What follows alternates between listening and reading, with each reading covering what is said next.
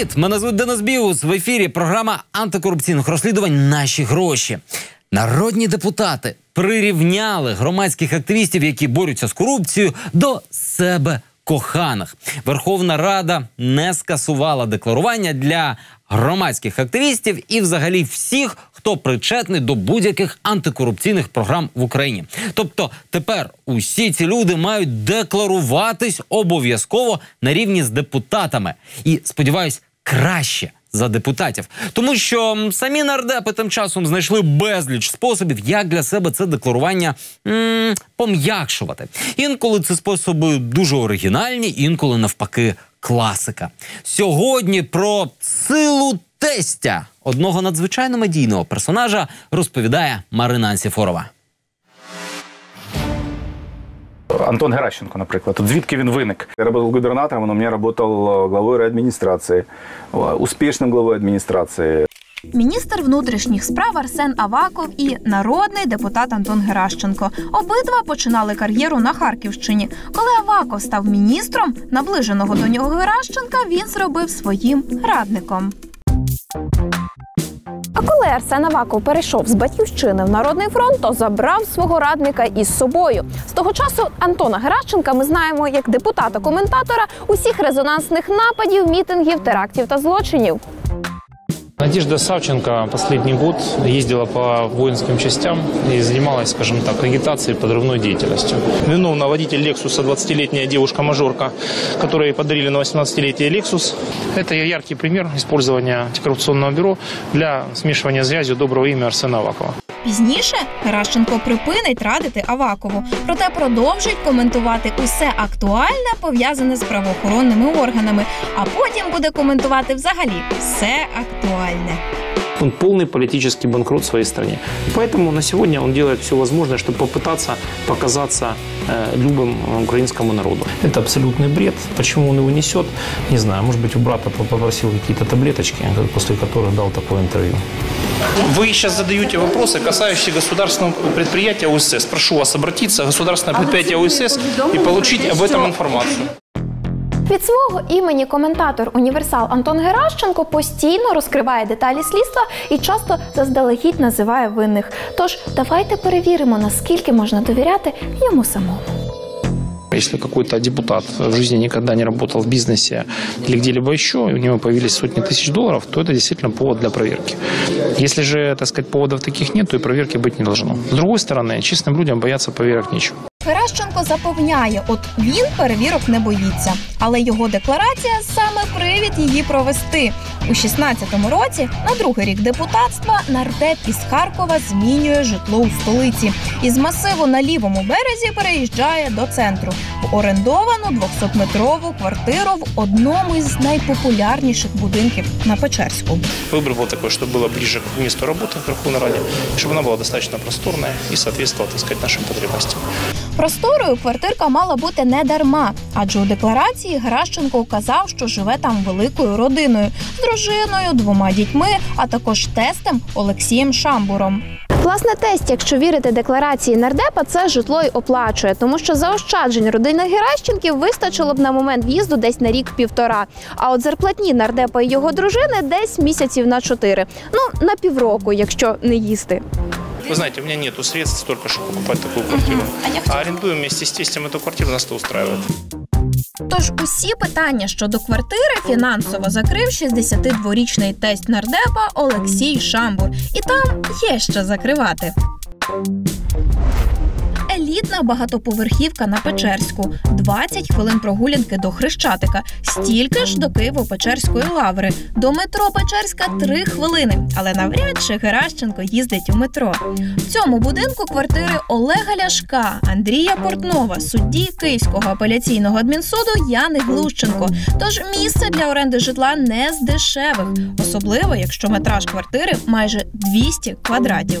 Минимальная стоимость аренды квартиры такого метража – это около $2500, это минимум. Вот. Но, как правило, это будет 3-3,5 и выше, потому что здесь стоимость уже зависит даже не от метража, а от того, насколько качественно сделан ремонт, какая там техника, какая там мебель. Найцікавіше в цій ситуації те, що тесть, який роками сплачує за квартиру чималу суму, в ній навіть не живе. Ми спробували передати невеличкий презент Олексію Шамбору, але виявилося, що квартиру він оплачує, а живе там, де і раніше. Причому це навіть не Київ. Прийшла посилка. Чи можете ви її, власне, в Полтаві забрати сьогодні, скажімо? Завтра можу забрати, сьогодні обов'язково завтра заберу. Нікуди не треба перенаправляти. Ви постійно проживаєте у Полтаві. Так, звичайно.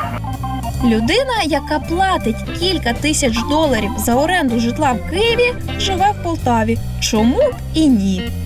Я просто телефонувала вашому тестю, і він сказав, що постійно проживає в Полтаві. От я хотіла Он у вас нас уточнити бывает цей наездами. момент. Первые полгода он жил у нас, когда помогал воспитывать, когда ребенку было от 0 месяцев до полугода, а так бывает у нас регулярно. Тобто він буває у вас, да, і орендує, виходить цю квартиру. Это не запрещено законом. Звісно, що не заборонено. Тим більше, що, судячи з усього, тесть Геращенка дуже любить. Адже оплачує сім'ї не тільки квартиру на майже 200 квадратів, а й новий позашляховик Санта-Фе, на якому нардеп щодня їздить на роботу. 2016 рік. Він був якимсь дуже насиченим передусім для тестя. У 16-му році він оформив ФОП, купив позашляховик, передав його зятю. Орендував дорогу квартиру, передав її зятю. Загалом він витратив на родичів близько 3 мільйонів гривень, при тому, що його бізнес не те, щоб дуже прибутковий.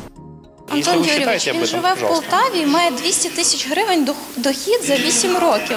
Як він може мати і машину, на якій ви їздите, і збережені кількасот тисяч доларів, і орендувати квартиру вашу? Это его полное право. Он не обязан отчитываться перед вами. Я розумію, але мені цікаво, якщо він не має на це коштів? Он имеет на это средства. Від чого? Это сбережение его Ким він працював до за время цього? его предпринимательской деятельности. Щоправда, час підприємницької діяльності тестя з того ж 2016 року. До цього, принаймні офіційно, жодного бізнесу. Після того, як ця версія не витримує критики, Геращенко формулює нову.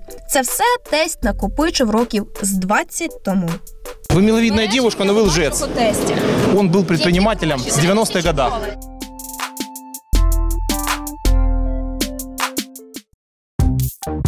За гроші, витрачені на оренду, квартиру можна було просто купити. Не на Печерську, звісно. Але деякі обставини змушують нас думати, що Антон Геращенко таки квартиру купив. Причому на Печерську і не одну. Вы знаете, у меня нету средств столько, чтобы покупать такую квартиру. За планом будинку, на поверсі, де орендує житло нардеп, має бути 2 квартири. Дивує те, що в обох однаковий номер, тільки одна з припискою А. Ніби квартира усе ж одна, а ще увесь поверх перекритий. Ну що,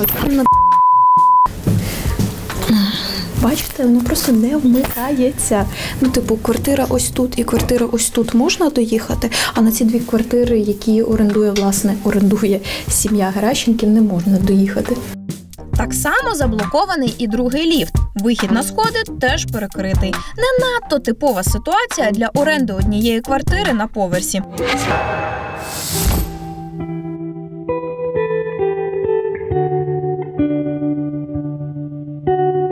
Ось такий будинок, власне, в якому проживає Олександр Даниленко, власник квартири, які орендує Антон Геращенко. Ви можете побачити, кінець Троєщини, не найкращий район.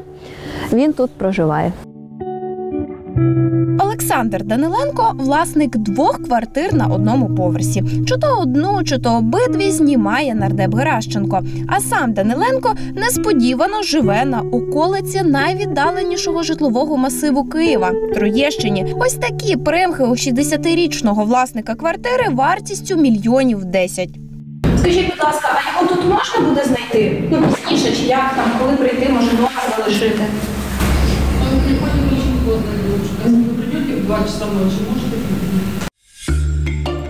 Кілька днів очікувань і ось він, печерський лендлорд. Хотіла вас розпитати, власне, про квартири на Щорса, які у вас орендує Антон Геращенко. Відповідь дещо дивує. Орендує Антон Геращенко. В якому плані? Він живе у цих квартирах? З другої спроби власник розкішних квартир згадує, що він власник розкішних квартир. Яким чином ви заробляєте? Це говорити. А тому, що він орендує квартири, але ви живете на Маяковського, на Троєщині, і у вас є 3 квартири. Скажіть, будь ласка, як ви заробляєте? Який у вас дохід? Який у вас дохід? Скажіть, будь ласка. 90-го року заробляю. Я розумію, ким ви працюєте. У вас офіційних доходів майже немає. Є. Які? Яка різниця? Офіційні доходи надзвичайно скромні, що підтверджуються і способом життя. Ви знаєте, чим Олександр Даниленко безпосередньо займається? Смотрите, мы когда решили 1,5 года назад найти квартиру, то рассматривали больше 10 вариантов. Объезжали, смотрели и так далее, так далее. Для повного комплекту дивних збігів виявилось, що просто під час підготовки сюжету одна з 2 квартир на закритому поверсі Геращенка змінила власника. Тепер сусід нардепа – юрист, який в тому ж 16-му році працював із помічницею Геращенка. Многие юристы представляют большое количество депутатов, с тех, с которыми мы взаимодействуем по законопроектной работе. Я лично никогда. Те, що фактичний власник шикарного житла живе на Троєщині, а новий сусід мав спільні інтереси з помічницею нардепа, ще зовсім не доводить, що квартири насправді належать комусь іншому. Однак показова ситуація, значить багатим тестем Антона Геращенка, наштовхує на певні роздуми. Якщо ж Геращенко дійсно заробляє не так багато і живе за рахунок родичів, чи став би він щомісяця платити по $3000 за чуже житло? Чи купив би власне? Питання риторичне.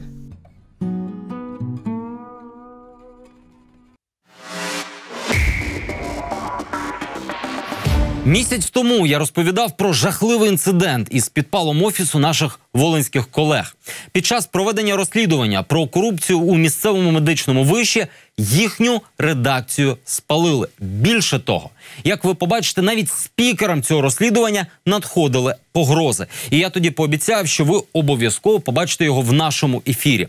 Перед початком маю зазначити, на моє глибоке переконання, все те, що буде притаманне не лише Рівненському медичному коледжу. Це системна проблема для сотень українських вишів. Просто не у всіх воно виражено настільки яскраво. Далі агенція «Четверта влада».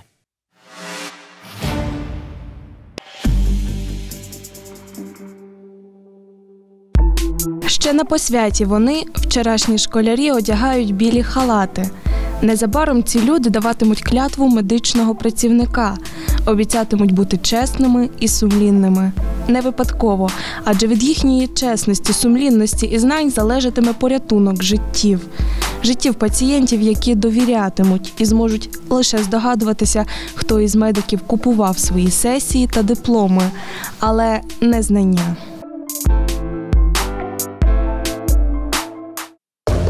Це от якась взаємовигода, просто приходиш як в магазин, даєш гроші і тобі дають те, що тобі треба, ти як купляєш. Я не можу навіть сказати, що там якось ховаються чи що. Ольга – студентка. Порівнює з магазином свій навчальний заклад – Рівненський державний базовий медичний коледж. За останні 3 роки на хабарах тут вже 3 гучно затримували викладачів. До коледжу дівчина, яка мріяла стати лікарем, пішла одразу після 9 класу. Розчарувалася з перших тижнів. Коли йшла на перший екзамен, мені мама сказала, не переживай, все ок. Була викладачка, вона була посередник і ще одна була посередником. І виходить, та людина, яка віддавала за мене гроші, вона віддала їй, а ця іншій і там далі я не знаю, головній особі. Але про яку суму йде мова?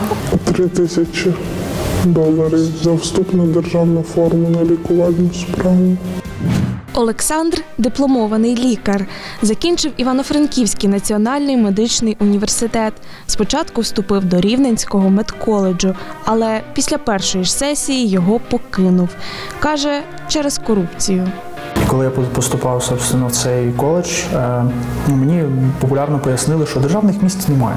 Тобто вони вже всі зайняті. Я можу здати сам. Та ти без афалі, ти нічого не здаси, ти не зможеш. Вони такі, типу, блін, ти там щось, ти там не шариш, тут так все так заведено, тут так треба, це типу там традиція, бла-бла-бла. Я такий, що? Яка традиція? Це просто взятка, типу. З 25 студентів та випускників медколеджу половина зізналась. За вступ на державну форму навчання у них вимагали від 1 до 4 тисяч доларів. Одна випускниця стверджує, що платила $200, щоб навчатися за контрактом. Студенти кажуть, що хабарі починаються на вступному іспиті і продовжуються на сесійних. Староста підходить до викладача, питає, що почем. Він їй каже, вона приходить, говорить нам на таку-то оцінку стільки грошей і от так далі. Потім вибираємо день, коли там зручніше, приносимо гроші, на листочках записує список повністю, кому яка оцінка надо і сума, яку дали. І до викладача з заліковками, з журналом. 3 в районі 200-300 гривень. 4 це вже 300-500, а 5 це 500 і вище. 23 з 25 опитаних нами студентів та випускників коледжу підтвердили, що купівля оцінок у закладі – справа буденна. На деякі дисципліни, заплативши, студенти можуть навіть не з'являтися. Зазвичай п'ятірки мають ті, хто не перші здав гроші. Більшість викладачів пускає пиль в очі. Тобто ти приходиш, береш свій білет, якщо це екзамен. Якщо це просто якийсь модуль, то прийшов, посидів і пішов. Якщо все-таки екзамен, то здав в кінці, пустий листочок і викладач робить своє діло далі.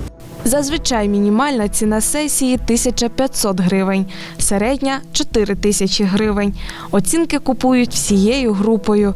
За тих, хто відмовився платити кошти, можуть закласти одногрупники. Але після цього відмовникам у групі не солодко. Їх, скажімо так, гноблять. Їм майже напряму кажуть, що вони не отримують позитивний бал. Натякають на те, що їм буде дуже складно в подальшому навчанні. І якщо це випускний курс, то під питанням їхній диплом. Майже всі, з ким вчишся, з одного боку, майже всі викладачі – з іншого. Простіше сказати, хто не бере. За весь час 2 викладача, може 3, які взагалі принципово не брали. 95 в періоді відсотків, не знаю, як інакше назвати, переважна більшість. Знайомтеся, це керівник цього великого колективу. Це директор Рустем Олексійович Сабадишин, професор, доктор наук, заслужений лікар України. І йому не подобаються запитання про хабарництво в його коледжі. Ви чого не підете в інші навчальні заклади, де проблеми? Вам не соромно ні чуть-чуть, ні трішечки? Декларація дворічної давнини дозволяє вирахувати, що зарплатня Сабадишина майже 600 тисяч гривень на рік, близько 50 тисяч на місяць. Це друге місце серед подібних посад в Україні. Хоча за штатним розписом, власне, зарплатня менше 20 тисяч на місяць. Решта – премії, матеріальна допомога та надбавки. Чому у його колег зарплати нижчі? Сабадишин сам дивується. Колеги, я таке саме питання, як ви, задаю не раз заступнику своєму з економіки і інших. Чому в мене зарплата вища, ніж інших? Чому професора доведені до такого стану? До зубожіння. Мені це все, каже, провіряється і прокуратурою 2 рази в рік. І це законно. Сабадишина зубожіння оминуло. У директора медколеджу 4 гектари землі. У дружини, теж медика, 2 земельні ділянки. Будинок на Хмельниччині, 2 будинки в Карпатах, квартира у Тернополі, 2 будинки у Рівному. Автівки пристойні, банківські рахунки теж. При цьому прибутку від компанії «Аква», де Сабадишин співзасновник, задекларовано 0. У директора, звісно, пристойна зарплатня, але навіть на неї важко придбати стільки нерухомості. Свіжіші дані щодо доходів свого директора коледж приховує. Водночас студенти не приховують альтернативних шляхів збагачення у закладі. Про корупцію в коледжі я дізнався вперше, коли примушували платити спонсорські внески, зобов'язували їх, видавали квитанції. Для всіх це була однакова сума, близько 3000 гривень. У 2017-му медколедж звітував про 450 тисяч гривень благодійних внесків. Переконував, що їх сплачували в добровільному порядку, а кошти витрачали за побажанням благодійників. Добровільність була примусова. 1 вересня, коли нас вперше збирав куратор, він роздав нам папірці із номером рахунку, куди ми повинні надіслати енну кількість грошей, і це вважається благодійним внеском. Наприкінці другого курсу Вадим мав перездати фармакологію. Перша ж перездача завершилася однозначною вимогою викладачки. Поставила мені 2, і цей листочок подала іншим членам комісії, щоб вони підписали його. Вона мені сказала, заплатиш на рахунок коледжу 6,5 тисяч і до початку перездачі принесеш мені квитанцію про сплату. За версією медколеджу, Вадим мав заплатити за відпрацювання прогулів. Роботу викладача на відпрацюванні коледж оцінив у 65 гривень за годину. Після оплати викладач має додатково попрацювати з прогульником. Але в реальності... На тебе там не було тиждень взагалі на парах. Ти прийшов, там заплатив пару сотень і все, ти вільний. Оплата прогулів принесла коледжу 400 тисяч гривень. На якій законній підставі збирають ці гроші – незрозуміло. Куди їх витрачають – майже таємниця. Вадима відрахували після того, як він відмовився платити. Нині хлопець судиться з медколеджем.